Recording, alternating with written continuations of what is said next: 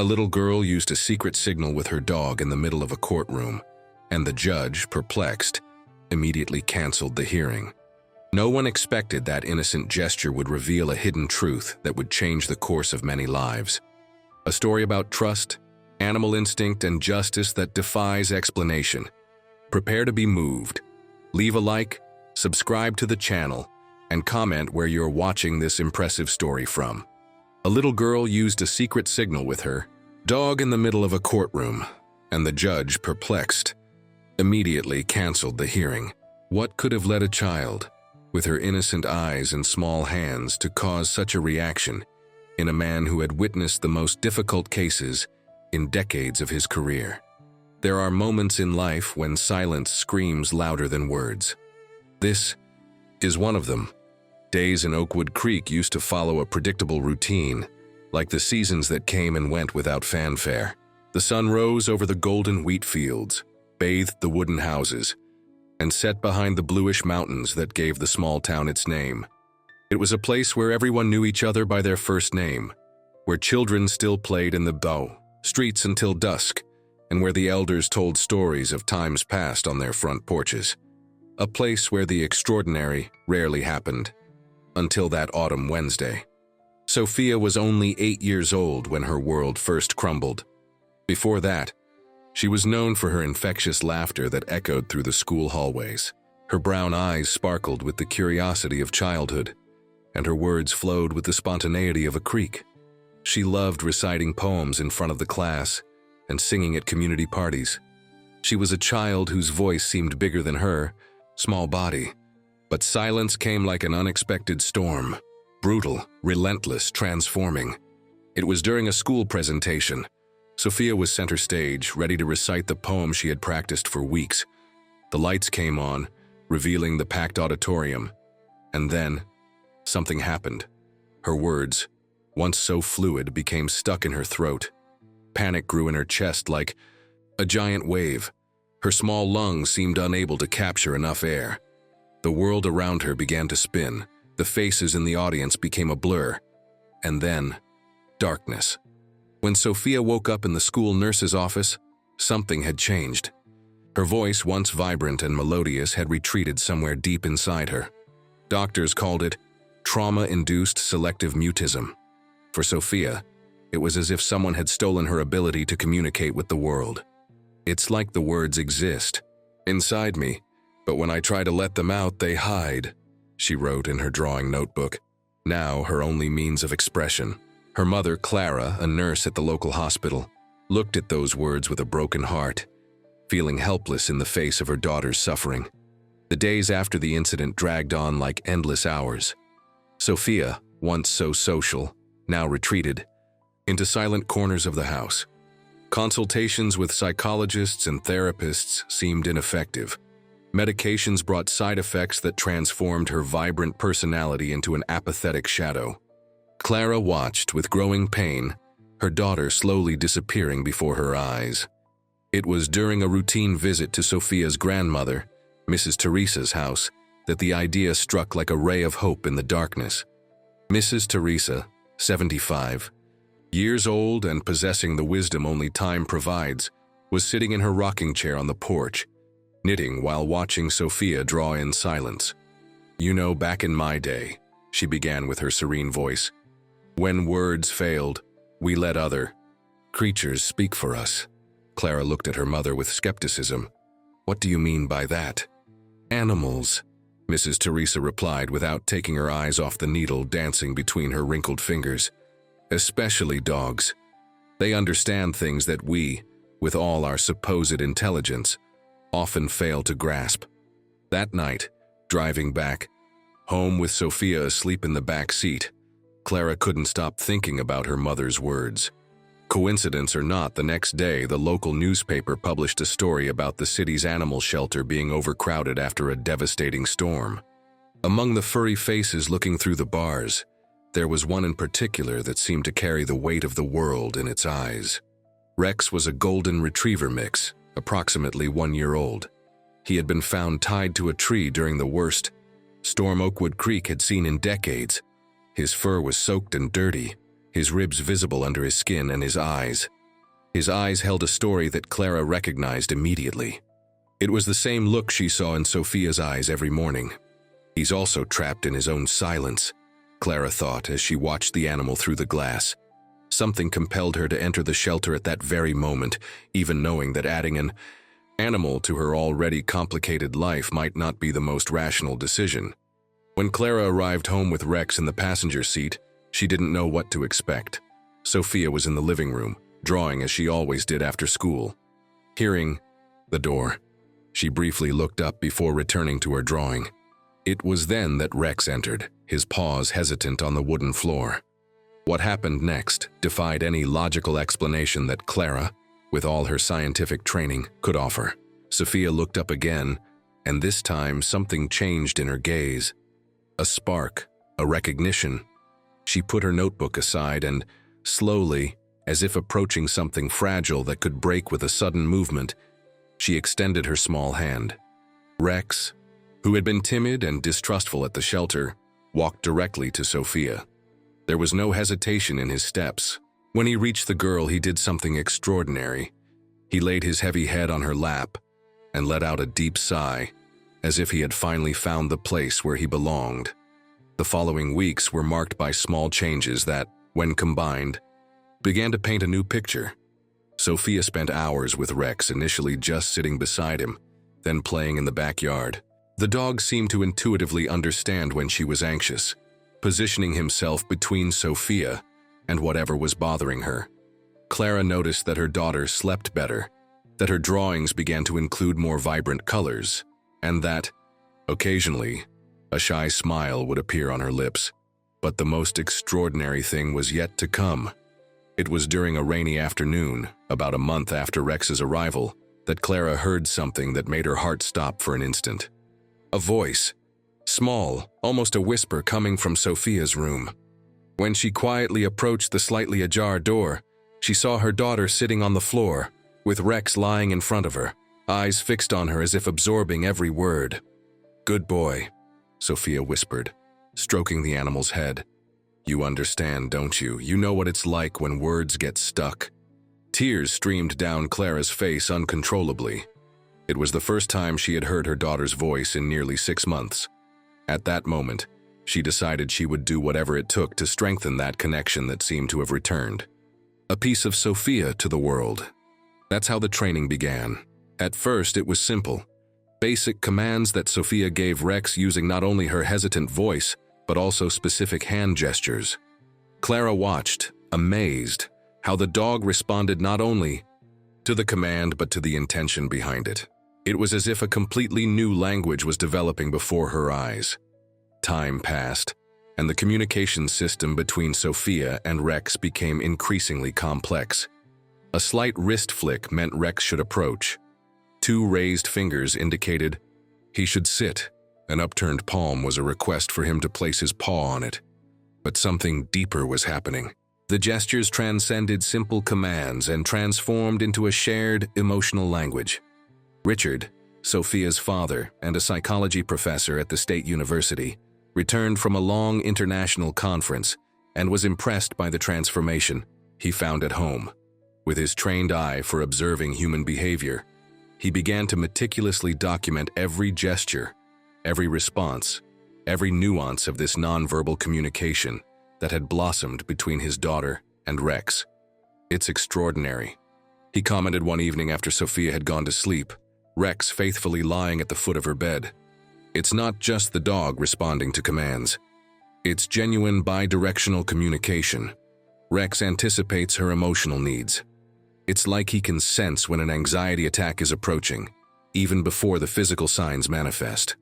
Clara nodded, remembering how the week before, Rex had positioned himself firmly next to Sophia when a stranger approached them in the park, long before the girl showed any visible sign of discomfort. "Dr. Miller said we could try reducing her medication," Clara shared. "He believes Rex's presence is having a more effective stabilizing effect than the anxiety medication." The real test came during the Oakwood Creek annual Spring Festival. The entire community gathered in the central square, decorated with colorful flowers and ribbons dancing in the breeze. There was music, folk dances, and, traditionally, performances by local children. When Sophia's teacher, Mrs. Martha, gently suggested she could participate if she wanted, Clara felt a chill down her spine.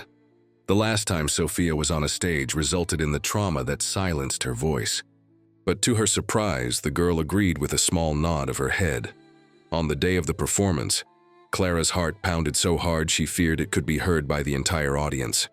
Sophia walked onto the small stage set up in the square, Rex by her side. The crowd fell silent, many knowing about the girl's condition, others simply curious about what a child and a dog could present. Sophia stood still for a moment, looking at the audience. Clara could see the tension in her small shoulders, the subtle tremor in her hands. Then, something incredible happened. Rex, without any visible command, positioned himself slightly in front of Sophia, as if creating a protective barrier between her and the crowd. The girl made a subtle gesture with her right hand, a movement so small that only very attentive eyes could notice. What followed left the Oakwood Creek audience in absolute silence.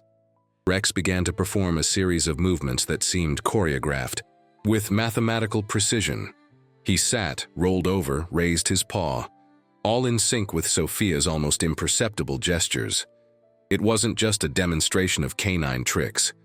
It was a dance, a silent conversation between two beings who had found a common language in their shared silence. When the performance ended, the square erupted in applause.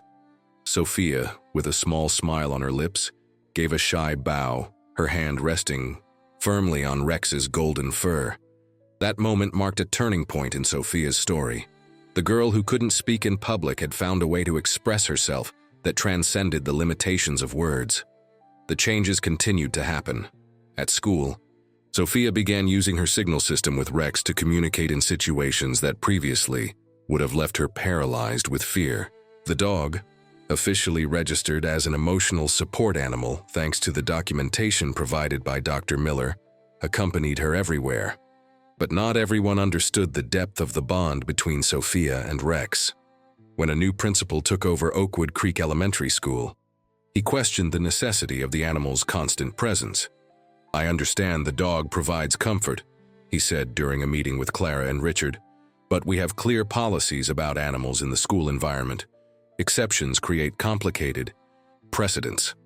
News that Rex might be prohibited from accompanying Sophia spread quickly through the small community.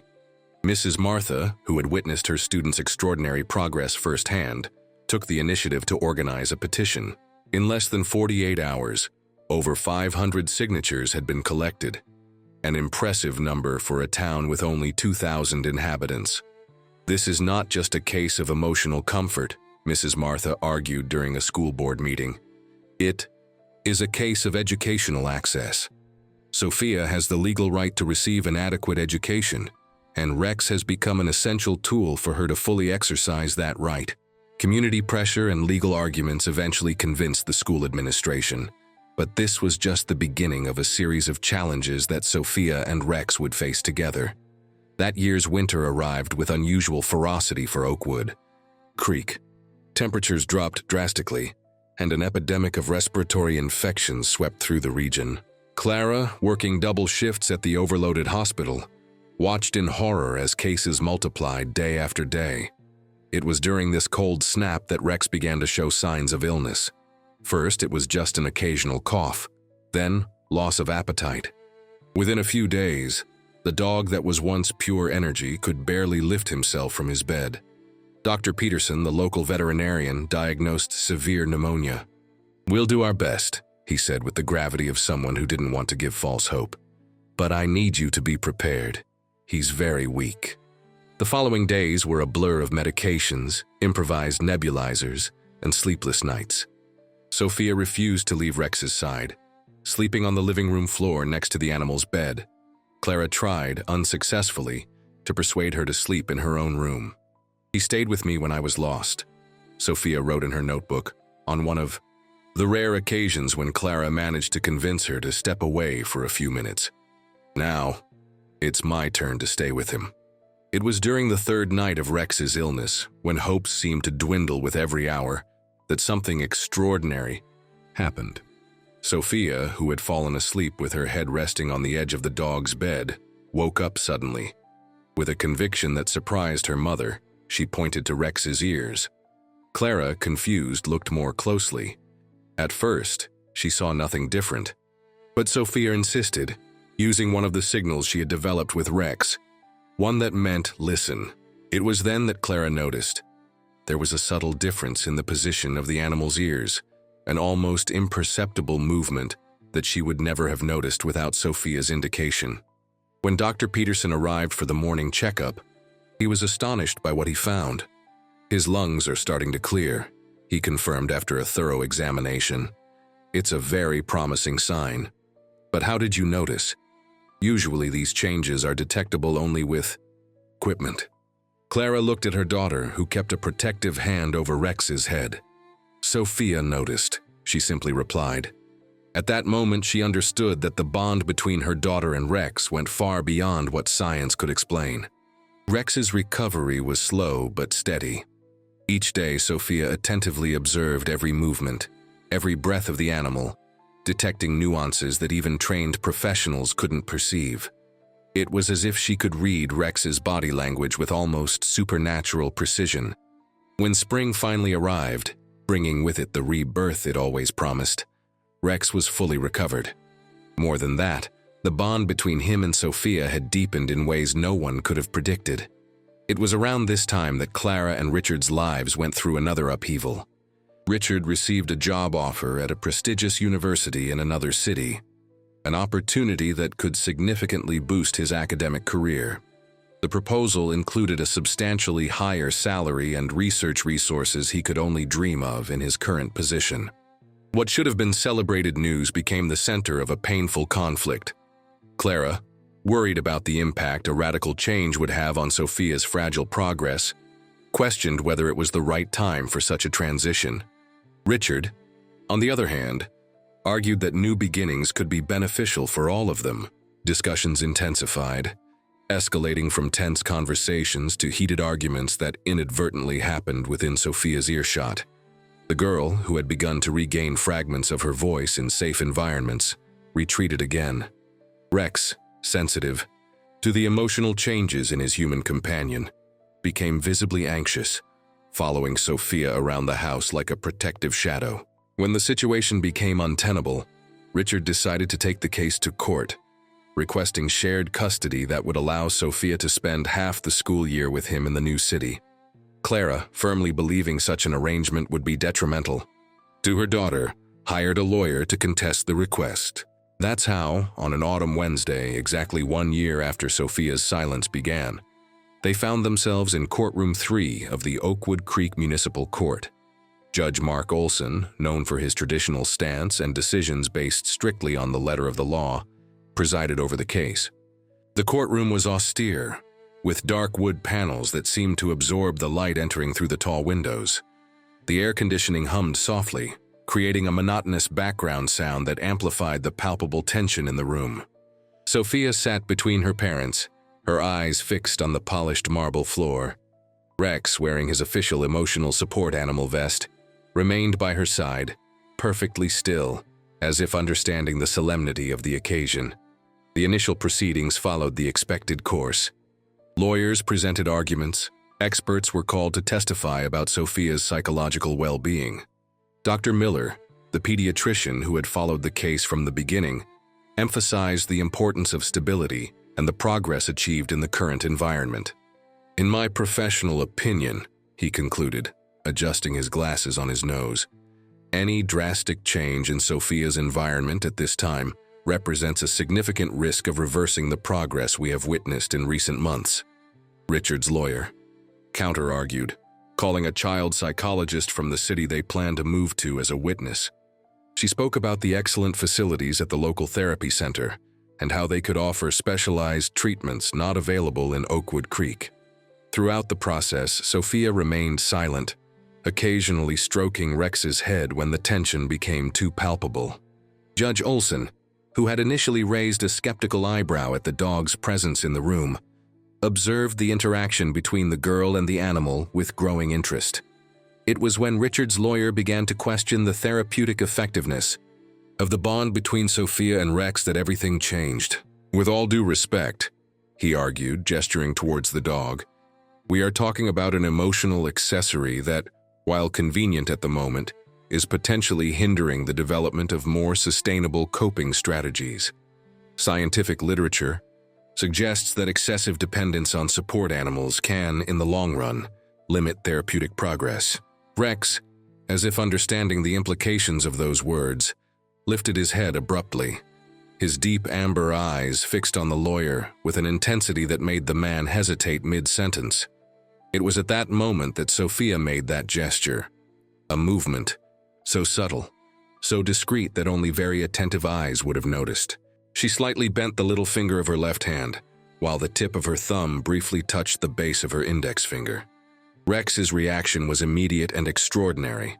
The dog sat upright, raised his right paw, and let out a soft, melodious howl that echoed through the courtroom, like a perfect musical note that seemed to carry all the world's sadness and hope within it. Judge Olson froze, the pen he held suspended halfway through. His notes. For a long moment, no one in the room moved or spoke.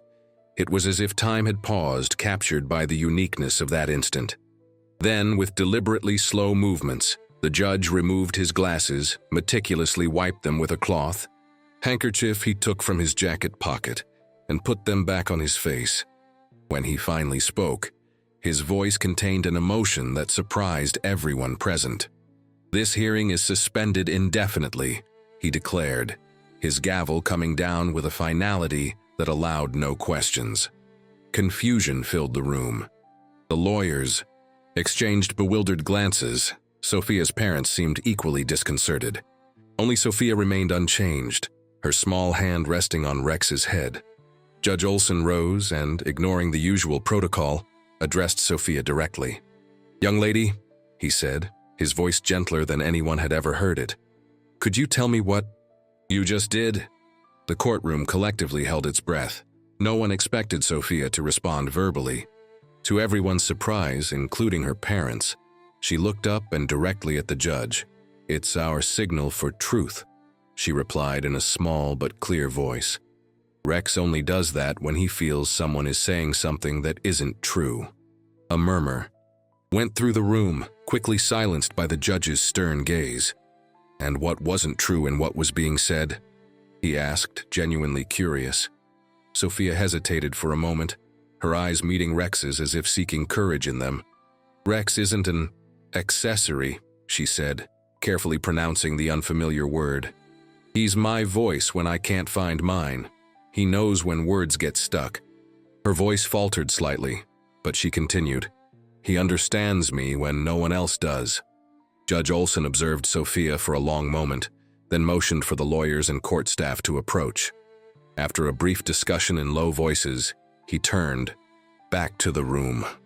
"I'm going to do something unusual today," he announced. "I believe Sophia's well-being goes beyond legal precedents or technical arguments. I propose a private mediation session, with her present, to find a solution that truly serves her best interests." What followed in the ensuing hours was an extraordinary conversation in the judge's private chambers. Sophia, initially shy, gradually began to open up, using a combination of spoken words and her sign language with Rex to express her feelings. About the situation, Judge Olson, who had lost his own daughter to a rare illness 15 years earlier, watched with admiration the girl's resilience and the deep connection she shared with the animal. His experienced eye recognized something that transcended the clinical categories and technical descriptions that had dominated the proceedings until then. "You know," he shared in a moment of unexpected vulnerability, "my daughter Caroline also had a dog, a caramel-colored mixed-breed dog that followed her everywhere. When she was in the final stages of her illness and words began to fail, that dog seemed to understand what no one else could." The judge's personal revelation created a space of mutual understanding that allowed Clara and Richard to revisit their positions with a new perspective. It was no longer a battle for control or a dispute over who was right. It was a genuine search for the path that would best serve Sophia's development. By the end of that afternoon, when they left the courthouse, an agreement had been reached. Richard would accept an alternative academic position at a smaller university, located just an hour from Oakwood Creek. The family would keep their current home, and he would commute daily for his classes. During periods of intensive research, he could spend a few days a week on campus, always returning on weekends. It wasn't the ideal arrangement for his career, but as he later explained to a surprised colleague, "Some opportunities only come once in a lifetime. My daughter is having her childhood only once." The court's decision set an important precedent in the region. Judge Olson included in his official determination a formal recognition of Rex's therapeutic role in Sophia's life, establishing legal protections for their bond that would serve as a model for similar cases in the future. 3 months after the hearing, Oakwood Creek celebrated its traditional harvest festival. The streets were decorated with golden corn stalks and orange pumpkins. Colorful stalls offered traditional foods, and the central stage in the main square hosted cultural performances throughout the day. Among the traditional festival activities was the storytelling contest, where residents shared personal or folk narratives with the community. To everyone's surprise, Sophia's name appeared on the list of participants. When her turn came, the girl walked onto the stage, Rex faithfully by her side. The audience, who knew her story, watched with affectionate anticipation. Sophia held a small notebook, her hands, but when she began to speak, it was clear she didn't need it. "This is a story about silence," she began, her voice still soft, but perfectly audible in the quiet square. "Not the silence that exists when there are no sounds, but the silence that exists when there are many sounds inside you, all screaming at once, leaving you unable to hear any of them clearly." For 20 minutes, Sophia narrated her journey. She spoke about the day her voice disappeared, about the fear that consumed her, about the feeling of being trapped in a world she could no longer connect with. She described the day Rex entered her life as the first ray of sunshine after a long, dark storm. "He taught me that sometimes the most important words are the ones that don't need to be said," she concluded, a hand resting on Rex's head. "And that even in the deepest silence, we are never truly alone if we have someone who knows how to listen with their heart." When she finished, there wasn't a dry eye in Oakwood Creek Square. The jury, composed of local teachers and writers, created a special award for her, courage in storytelling. But the real prize, as Sophia would later write in her diary, was regaining her own story and being able to share it with others. In the months and years that followed, Sophia and Rex's story continued to unfold in ways no one could have predicted. The signal system they had developed became the basis for a pilot program at the local school, helping other children with communication difficulties find alternative forms of expression. Richard, inspired by his daughter's transformation, redirected his academic research to study nonverbal communication between humans and animals, publishing articles that attracted the attention of the international scientific community. Clara, in turn, worked with the local hospital to establish an animal-assisted therapy program, bringing trained dogs to visit patients facing long hospital stays.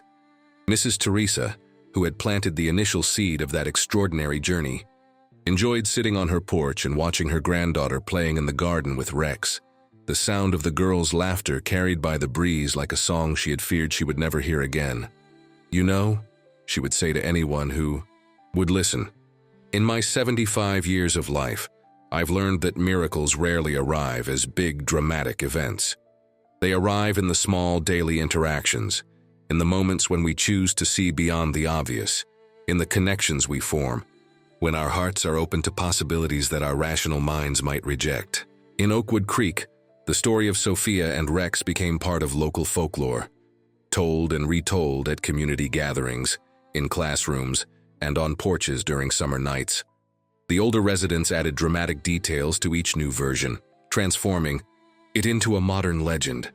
But for those who witnessed the events in that courtroom, no embellishment was necessary. The pure truth, the moment a dog responded to a child's signal, and in doing so, changed the course of many lives, was more extraordinary than any fiction. As Judge Olson wrote in his personal diary that historic night, "In 30 years on the bench, I thought I had seen everything. Today, I witnessed something no law school could have prepared me to understand. I saw justice dispensed not through codes and statutes, but through the pure connection between a child and an animal. It makes me question how many truths we are missing every day by not knowing the right language to hear them. In the small town of Oakwood Creek, where the sun still rises over golden wheat fields and sets behind bluish mountains, the residents learned a valuable lesson. Some of the most important conversations are those without words, and some of the deepest connections transcend the need for explanations. And Sophia? She grew up knowing something many adults never discover, that our truest voice is not always the one we make others hear, but the one we allow our hearts to recognize, that sometimes you have to go through the deepest silence to find the sounds that truly matter. As for Rex, he lived a long life by canine standards, always by his human companion's side. And while he couldn't articulate words in the conventional sense, anyone who witnessed the silent dance of communication between him and Sophia would understand that some stories don't need to be told with words to resonate with truth. On that autumn Wednesday, when a subtle signal and a soft howl silenced a courtroom, an ancient truth was rediscovered, that the language of the heart transcends barriers, that the deepest understanding often happens in the space between words, and that sometimes it is in the silences that we find our most authentic voices. And you, who now know this story, might observe the silences in your own life with new eyes. Perhaps you will wonder what truths are waiting to be recognized, what deep connections exist beyond the words we exchange daily. Because, as Sophia discovered on her journey, sometimes the most powerful communication happens not when we speak, but when we finally learn to truly listen.